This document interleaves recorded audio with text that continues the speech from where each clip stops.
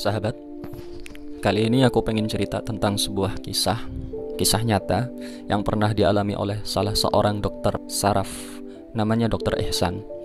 Dokter Ehsan ini salah satu dokter saraf terbaik di dunia, dan beliau ini berkebangsaan Pakistan. Beliau punya jadwal padat, bahkan saking padatnya jadwal beliau, ngisi seminar, menangani kasus medis, operasi, dan lain-lain, tidak hanya di 1-2 rumah sakit, bahkan berpuluh-puluh, mungkin beratus-ratus rumah sakit yang terletak dari satu kota ke kota lain, dari negara satu ke negara lain. Jadi saking sibuknya beliau, saking padatnya jadwal beliau ini gak bisa ditemui kecuali harus bikin janji dulu 6 bulan sebelumnya, yaitu saking padatnya. Suatu ketika beliau ini ingin melakukan sebuah perjalanan untuk menghadiri seminar. Maka beliau pun berangkat menggunakan pesawat pribadinya, hanya beliau dengan sang pilot. Ketika pesawat take off, tidak lama setelah itu tiba-tiba cuaca menjadi mendung, turun hujan. Tidak hanya itu, terjadi badai petir.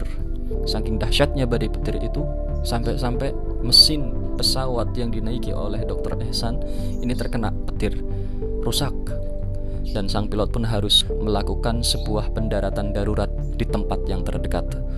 Dan alhamdulillah si pilot ini bisa melakukan pendaratan darurat itu di tempat tersebut, tempat terkecil. Dokter Ehsan bertanya kepada si pilot, kira-kira berapa lama lagi ini pesawat bisa benar? Dijawab sama si pilot setelah memeriksa semuanya, ini mesinnya rusak parah dan gak bisa dibetulkan, harus diganti dengan yang baru. Seandainya dihitung-hitung, mungkin bisa makan waktu sampai 4-5 jam lagi. Dokter Ehsan melihat jam tangannya, wah gak cukup, aku harus mengisi seminar 2 jam lagi. Lalu si pilot bilang, kalau begitu Anda pakai jalan darat saja, saya tahu tempat itu, bisa ditempuh dengan jalan darat kurang lebih 2 jam. Dan saat itu keadaan masih hujan deras. Maka dengan tergopoh-gopoh Dokter Ehsan pun mencari taksi di tempat terpencil itu. Alhamdulillah ada sebuah taksi yang melaju, lalu langsung di stop sama Dokter Ehsan. Beliau masuk. Setelah beliau mengutarakan tempat tujuan, si sopir taksi mengatakan sanggup. Taksi pun berjalan. Dan tidak lama setelah taksi berjalan, hujan semakin deras. Lalu tiba-tiba taksi pun berhenti. Si sopir bilang, wahai tuan, maaf, sepertinya saya tidak bisa melanjutkan perjalanan karena di depan sana, lihat, itu lumpur sangat dalam sekali. Itu banjir, lumpurnya sangat banyak. Seandainya kita nekat nerjang ke situ, kita nggak bisa jalan, terjebak di sana. Dokter Ehsan semakin bingung lagi.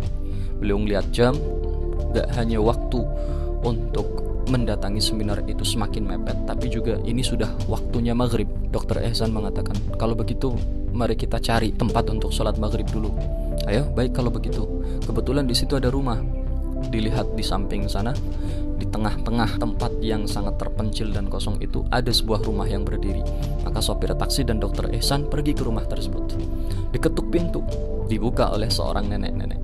Dokter Ehsan pun bilang, "Nek, boleh nggak kami numpang sholat di sini?" Dijawab sama si nenek, "Oh boleh, silahkan masuk." Dokter Ehsan, sopir taksi, masuk ke dalam rumah tersebut.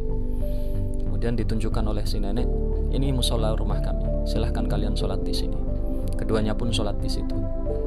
Usainya sholat, ketika Dokter Ehsan salam, beliau melihat ada seorang anak remaja yang tidur di sebuah dipan, dan si nenek tadi duduk di samping remaja tersebut. Kemudian Dokter Ehsan pun tanya, wahai nenek, ini siapa?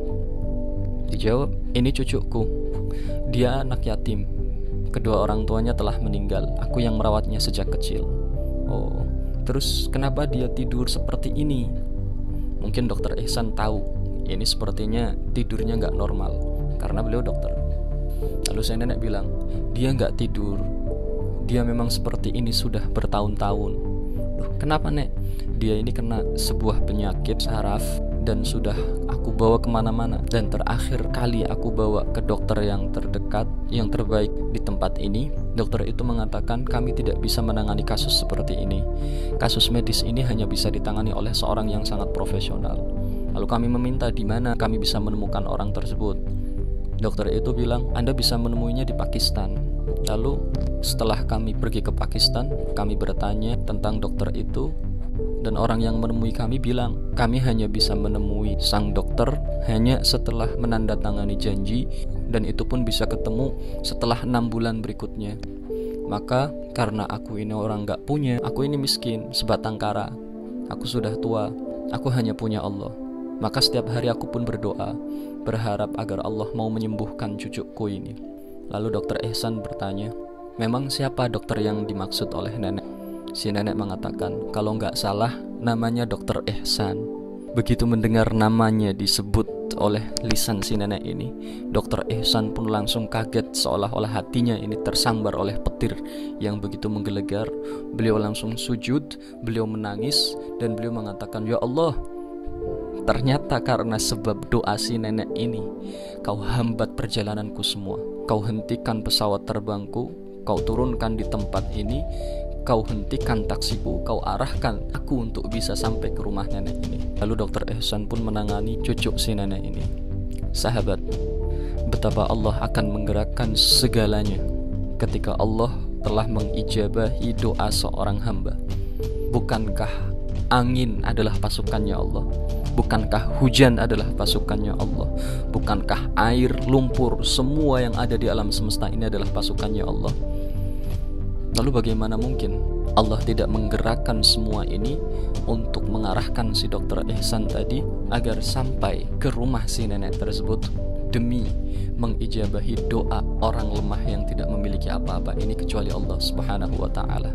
Maka ingat, jangan pernah sekali-kali kita remehkan doa, karena kekuatan terbesar yang ada di alam semesta ini adalah kekuatan Allah Subhanahu wa ta'ala. Maka ketika kita sandingkan kelemahan diri kita kepada kekuatan Zat yang Maha Kuat, maka Allah akan jadikan diri kita kuat. Ketika kita gantungkan harapan kita kepada Allah yang bisa mengatur segalanya, maka bukan tidak mungkin segala yang kita minta dari Allah Subhanahu wa ta'ala cepat atau lambat kelak akan diarahkan untuk menuju kepada kita. Assalamualaikum warahmatullahi wabarakatuh. Jika kalian suka dengan video ini, like, share, and subscribe. Jangan biarkan kebaikan ini hanya berhenti pada kalian. Ajak yang lain juga ya, biar sama-sama masuk surga.